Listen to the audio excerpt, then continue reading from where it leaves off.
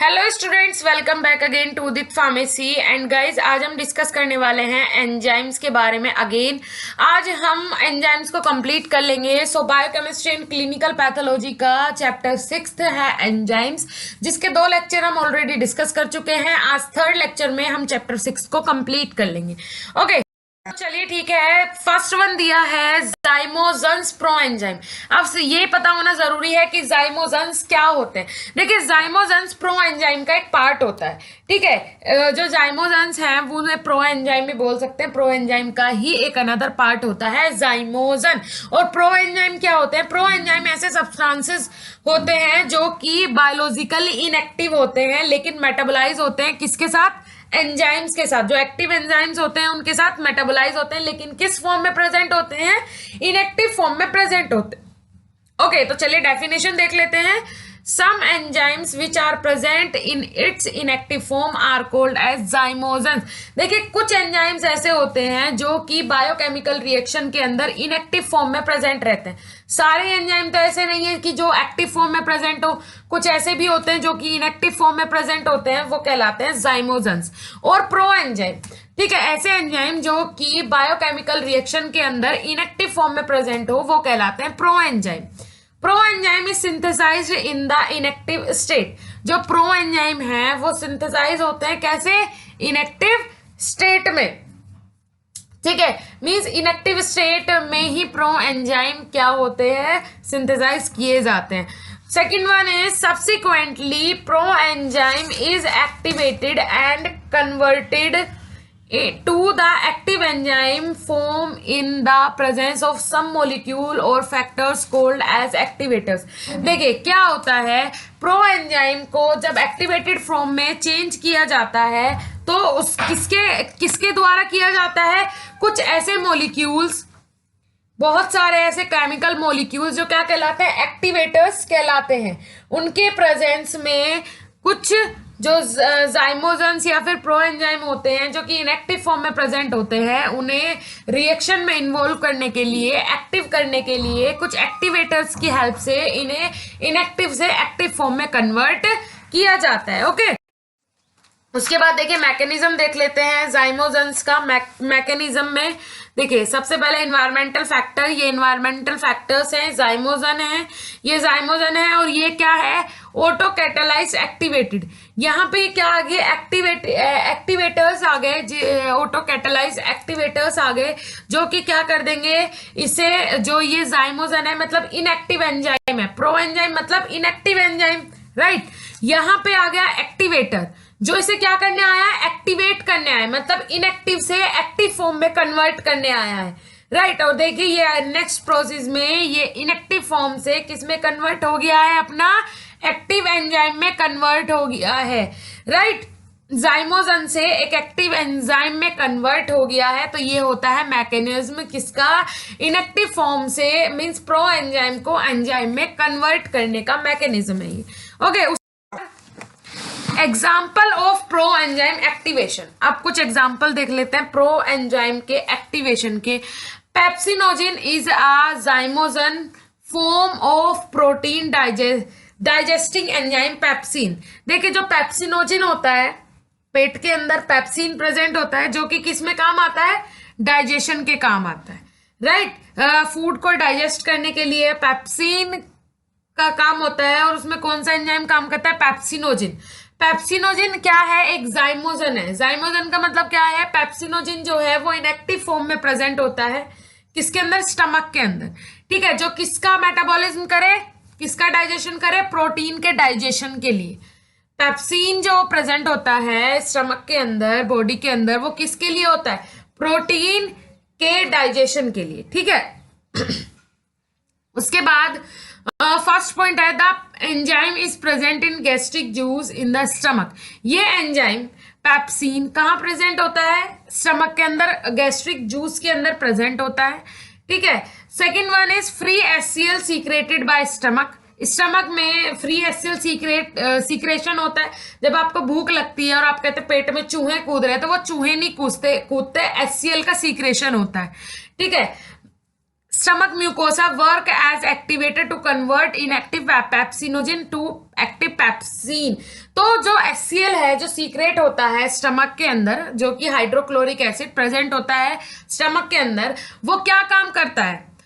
Pepsinogen जो कि inactive form में प्रेजेंट होता है स्टमक के अंदर, उसे एक्टिव फॉर्म में कन्वर्ट करके पेप्सिन में कन्वर्ट कर देता है। इसका काम कौन करता है? HCl करता है। स्टमक के अंदर जो HCl है वो एज अ एक्टिवेटर काम करता है। किसके लिए? पेप्सिनोजिन के लिए।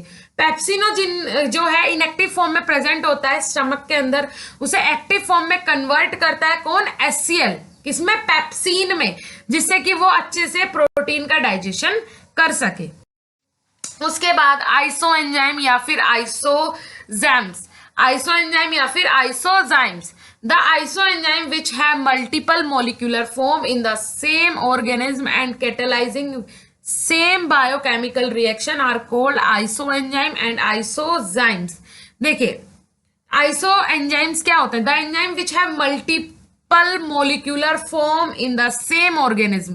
कोई भी सेम ऑर्गेनिज्म के अंदर जो बोल सकते हैं मोलिकुलर फॉर्म होगी कंपाउंड्स की, वो क्या होगी? डिफरेंट डिफरेंट होगी। ठीक है, बहुत सारी मल्टीपल मोलिकुलर फॉर्म होगी किसी भी सेम ऑर्गेनिज्म के अंदर, and catalysing some biochemical reaction are called isoenzyme. और कुछ बायोकेमिकल रिएक्शंस को जो आइसो एंजाइम्स है वो कैटेलाइज करते हैं, मींस कुछ बायोकेमिकल रिएक्शंस को कंप्लीट कराने में हेल्प करते हैं, वो कहलाते हैं आइसो एंजाइम।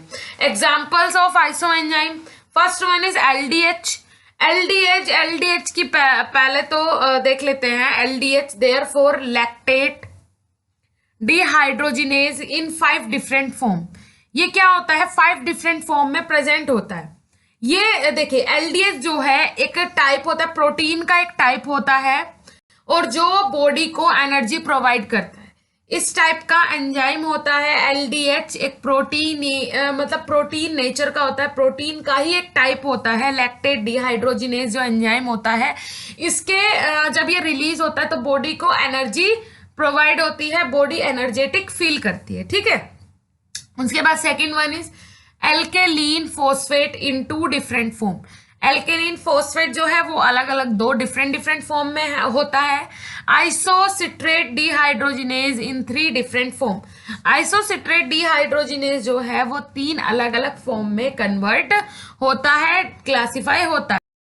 उसके बाद मार्कर एंजाइम। अब मार्कर एंजाइम क्या होता है? देखिए मार्कर एंजाइम सबसे पहले तो ये पता होना चाहिए कि मार्कर एंजाइम होता क्या है। ठीक है, marker enzyme are that enzyme which gives signal and are helpful in transportation. These are recognized by a specific DNA sequence. The soluble enzyme of citric acid cycle and B oxidation of fatty acid found in matrix are necessary for transporting metabolites and nucleotides across the inner membrane. सबसे पहले तो ऐसे समझिए जो marker enzyme होता है ये एक ब्लड टेस्ट होता है। ठीक है, that analyse specific enzyme activity in the body, जो कि बहुत सारे अलग अलग एंजाइम्स की एक्टिविटी को चेक करवाने के, बॉडी के अंदर अलग अलग एंजाइम्स की, बहुत सारे डिफरेंट एंजाइम्स की एक्टिविटी को चेक करने के लिए होता, तो वो कहलाता है मार्कर एंजाइम। अब डेफिनेशन के अकॉर्डिंग देख लेते हैं। Marker enzyme are that enzyme which give signal and are helpful in transportation. देखिए मार्कर एंजाइम का काम होता है बॉडी के अंदर सिग्नल प्रोवाइड करना। सिग्नल कैसे प्रोवाइड करना कि कौन सा एंजाइम किस तरीके से काम कर रहा है, कोई डिफेक्ट तो नहीं है, इस प्रकार के सिग्नल प्रोवाइड करना, और ट्रांसपोर्टेशन में भी हेल्प करता है। मार्कर एंजाइम जो है वो एंजाइम्स के ट्रांसपोर्टेशन में, दूसरी चीज फूड न्यूट्रिएंट के ट्रांसपोर्टेशन में भी हेल्प करता है। These are recognised by the specific DNA sequence. जो मार्कर एंजाइम है ये किसके द्वारा रिकॉग्नाइज किया जाता है? रिकॉग्नाइज मतलब पता किया जाता है डीएनए सीक्वेंस के according, right. The soluble enzyme of citric acid cycle and B oxidation of fatty acid found in matrix. देखिए जो सिट्रिक एसिड साइकिल है, बीटा ऑक्सीडेशन फैटी एसिड है, ये सब कहाँ मिलते हैं? मैट्रिक्स। मैट्रिक्स का मतलब क्या होता है? देखिए यूकैरियोटिक ऐसा मटेरियल या फिर टिश्यू जो कहाँ प्रेजेंट हो? यूकैरियोटिक सेल के अंदर। जो सिट्रिक एसिड साइकिल है कहाँ चल रही है? मैट्रिक्स पार्ट में चल रही है, सेल के मैट्रिक्स पार्ट में चल रही है। तो ये सारी चीजें आ जाती है कि यहाँ पे मार्कर एंजाइम काम करता है और आइडेंटिफाई करता है सारी चीजें कि किस तरीके से बॉडी के अंदर सारे एंजाइम्स का वर्क फंक्शन हो रहा है। Are necessary for transporting metabolites and nucleotides across the inner membrane, और ये जरूरी होता है किसके लिए, जो ट्रांसपोर्टिंग होती है सेल के अंदर चीजें जाती है, सेल के बाहर से अंदर आती हैं और अंदर से बाहर जाती हैं, जो ट्रांसपोर्टिंग होती है उसके लिए भी, और दूसरी चीजें मेटाबोलाइट्स के लिए, न्यूक्लियोटाइड्स के लिए, जो कि इनर मेम्ब्रेन पे प्रेजेंट होते हैं किसी भी सेल के। उसके बाद सेल ऑर्गेनेल्स और मार्कर एंजाइम। देखिए सेल ऑर्गेनेल्स में सबसे फर्स्ट दिया है न्यूक्लियस, यहाँ पे marker enzyme DNA polymerase, cell organelle mitochondria, DNA वो marker enzyme glutamic dehydrogenase, cell organelle endoplasmic reticulum, marker enzyme glucose 6 phosphate, cell organelle Golgi apparatus, marker enzyme galactosyl transferase. ठीक है, ये मार्कर एंजाइम और cell के organelles हैं जो का cell matrix में प्रेजेंट होता है। उसके बाद फंक्शंस ऑफ मार्कर एंजाइम, अब कुछ फंक्शंस देख लेते हैं मार्कर एंजाइम के। First one is they give signal and are helpful in transportation. देखिए जो मार्कर एंजाइम है वो सिग्नल प्रोवाइड करते हैं बॉडी के अंदर से कि कोई प्रॉब्लम तो नहीं है, सारे सिग्नल जो एंजाइम से रिलेटेड हो वो मार्कर एंजाइम देता है।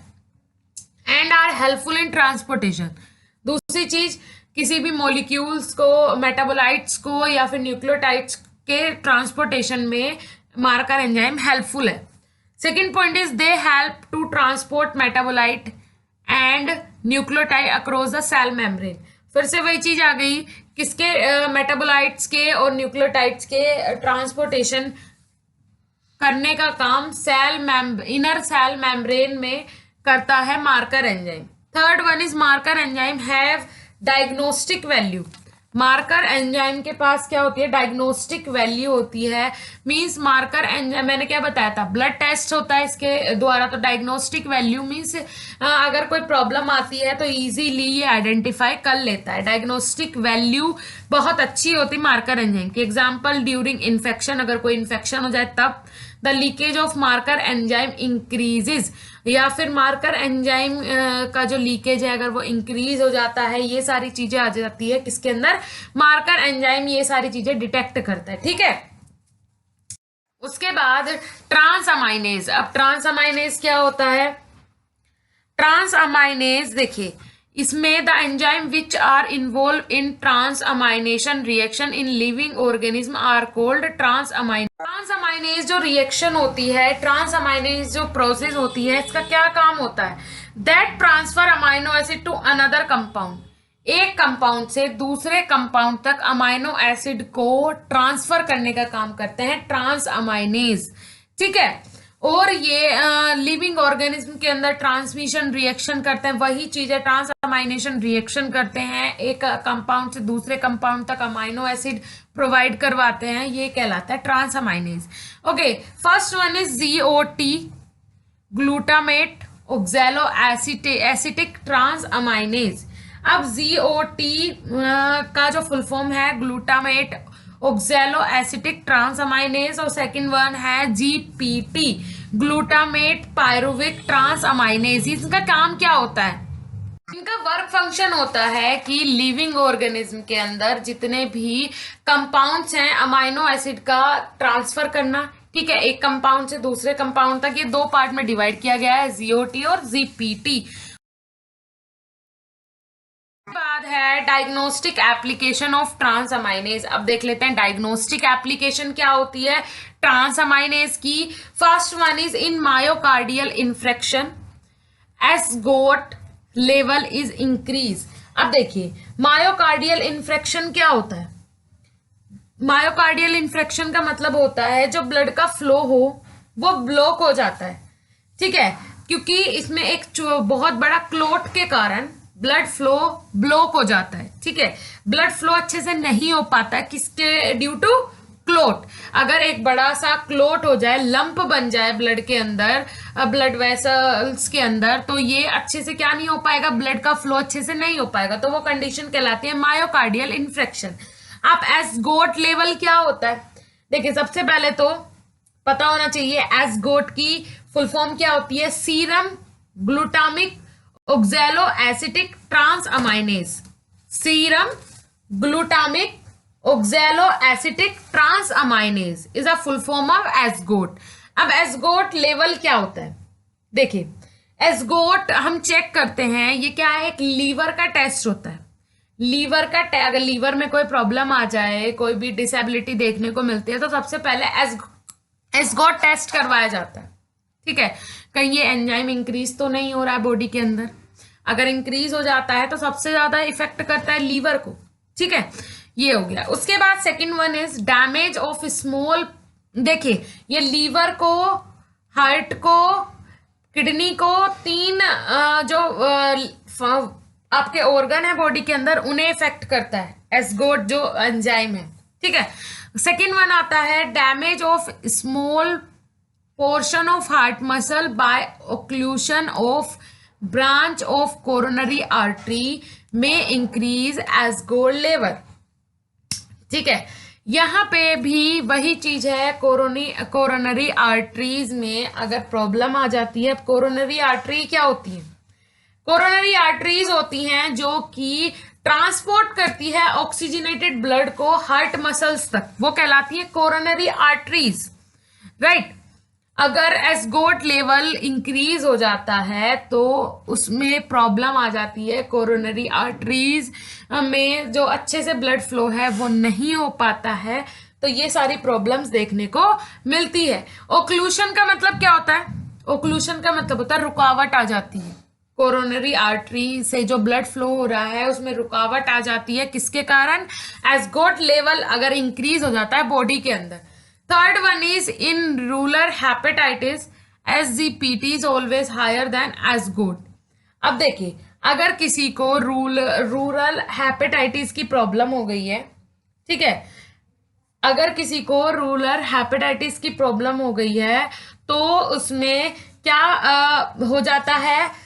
SGPT का जो लेवल है वो एसगोट से ऊपर हो जाता है। SGPT का जो फुल फॉर्म होता है वो क्या होता है? Serum glutamic pyruvic ट्रांसअमाइनेज।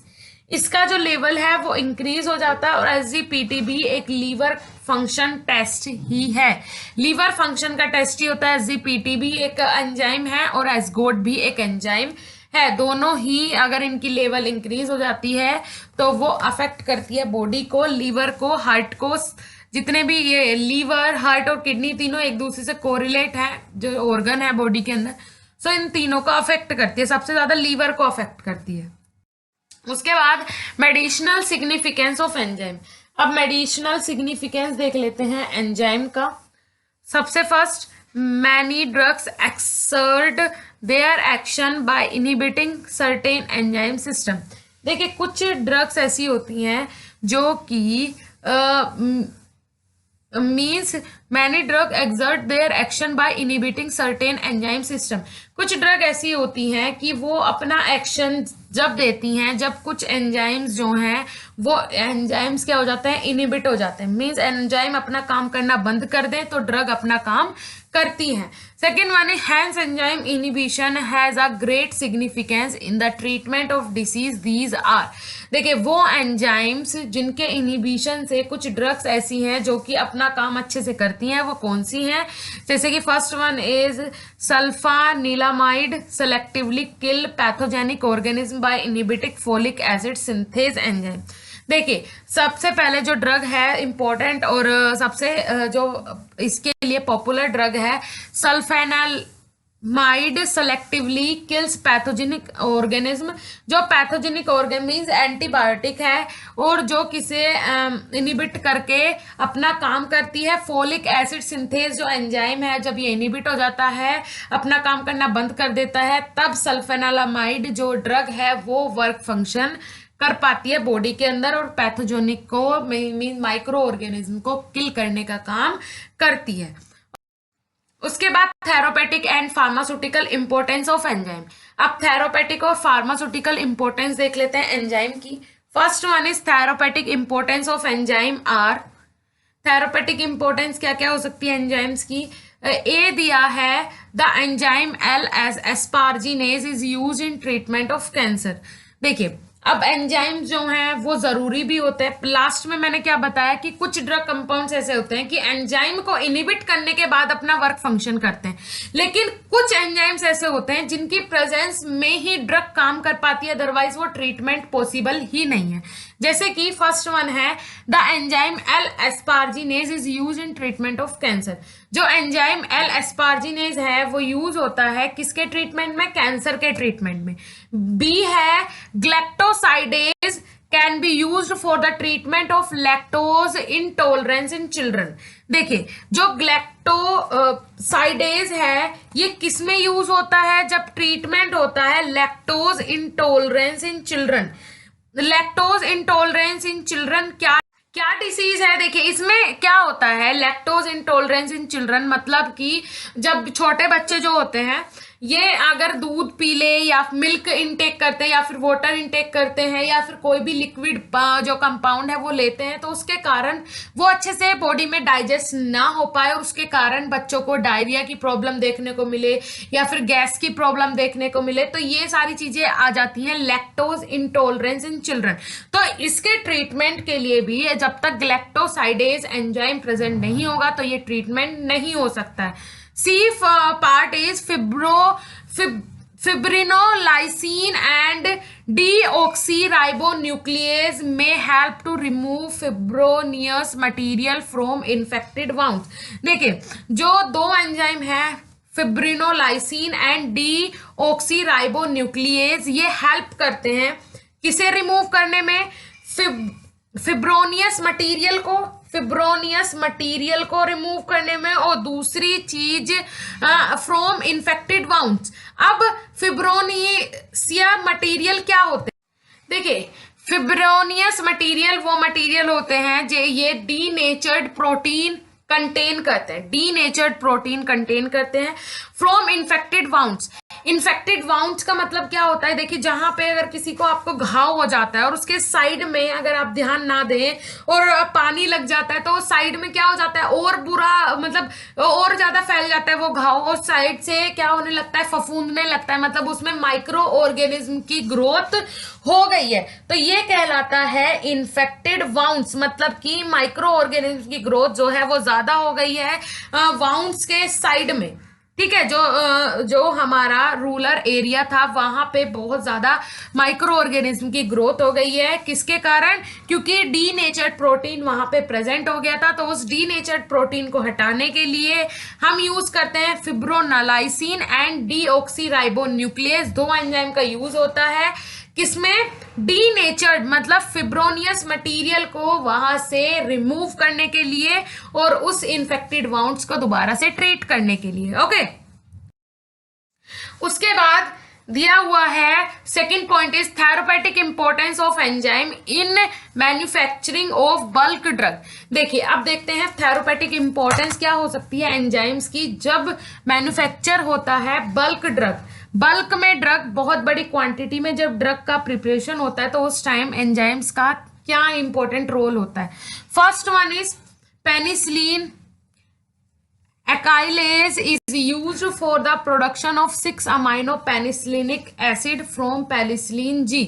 देखिए जो पेनिसिलिन एकाइलेज होता है, जो पेनिसिलिन एसाइलेज एंजाइम जो है वो यूज्ड होता है कब? जब प्रोडक्शन किया जाता है, जब बनाया जाता है पेनिसिलिन जी से 6 अमाइनो पेनिसिलिनिक एसिड। जब पेनिसिलिन जी से 6 अमाइनो पेनिसिलिक एसिड का इन्वेंशन होता है, प्रोडक्शन होता है, बनाया जाता है, उस टाइम कौन सा एंजाइम यूज होता है? पेनिसिलिन एसाइलेज एंजाइम का यूज होता है। इसके बिना ये पॉसिबल नहीं है कि पेनिसिलिन जी को पेनिसिलिन 6 अमाइनो एसिड में कन्वर्ट किया जाए। Second one is papain is use as digestant for the production of protein hydrolysate. देखिए जो हमारा पैपिन होता है, पैप्सिन होता है, वो यूज्ड होता है एज अ डाइजेस्टेंट। अगर पैप्सिन ना हो तो प्रोटीन का डाइजेस्ट नहीं हो सकता है, प्रोटीन का डाइजेशन नहीं हो सकता है। For the production of protein hydrolysate right. अगर प्रोटीन को हाइड्रोलाइज करना है तो उसके लिए पेप्सिन की जरूरत पड़ती है। पेप्सिन के बिना प्रोटीन हाइड्रोलाइजेट का प्रोडक्शन नहीं हो सकता है। क्लियर। उसके बाद third point is hyaluronidase is used in orthopaedic practice. देखिए, जो हाइलुरोनाइडेज होता है वो ऑर्थोपेडिक प्रैक्टिस के लिए यूज किया जाता है।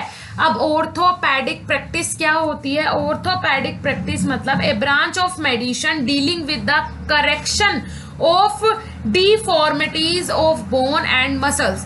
देखिए, हाइलुरोनाइडेज जो एक एंजाइम है, जब ऑर्थोपेडिक प्रिपरेशन होती है उस टाइम यूज होता है। ऑर्थोपेडिक प्रैक्टिस का मतलब क्या? ऑर्थोपेडिक का मतलब क्या होता है? सबसे पहले तो ये पता होना चाहिए।